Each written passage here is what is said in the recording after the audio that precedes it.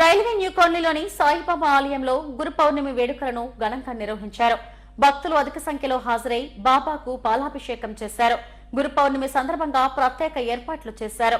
సుమారు 7,000 మందికి అన్న ప్రసాద వితరణ చేసినట్టు ఆలయ నిర్వాహకులు తెలిపారు.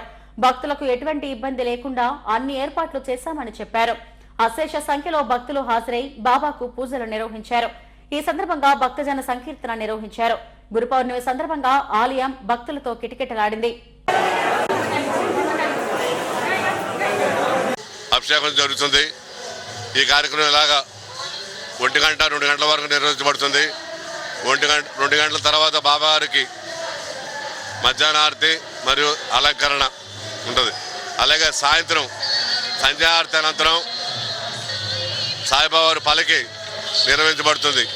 ఈ పల్లకి మహోత్సవం కడు రమణీయంగా మేళతాళాలతోటి మహిళా భక్తులు కూడా పాల్గొని వాళ్ళు కూడా పల్లకిని మోయొచ్చండి. అలాగే సూర్యోదయం నుండి సూర్యాస్తం వరకు బాబావారి భజన నిర్వహించబడుతుంది. ఇదే కాకుండా ఉదయం 11 గంటల నుంచి రాత్రి 9 గంటల వరకు మహాన్న ప్రసాదం పెట్టడం జరుగుతుంది.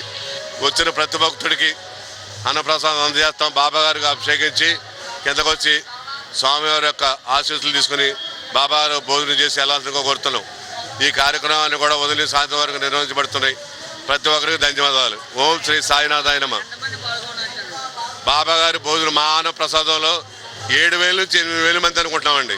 ఇవాళ ఉదయం 11 నుంచి రాత్రి 9 గంటల వరకు ఎక్కడ ఆపేది లేదండి. వచ్చి శుభ్రంగా భోజనం చేసి బాబా గారికి స్వామి యొక్క ఆశీస్సులు తీసుకోవాలని కోరుకుంటున్నాం.